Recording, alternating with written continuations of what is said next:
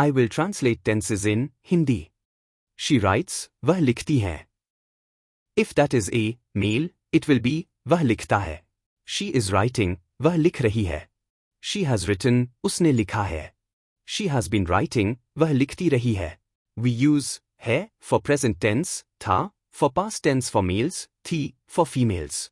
She wrote, उसने लिखा था. She was writing, वह लिख रही थी. She had written, उसने लिखा था. She had been writing, वह लिख रही थी. She will write, वह लिखेगी. She will be writing, वह लिख रही होगी. She will have written, उसने लिखा होगा. She will have been writing, वह लिख रही होगी. All that you saw was pronounced very correctly. I will request all the viewers that accuracy of grammar is not the idea for now. You guys should have the basic intake of the language.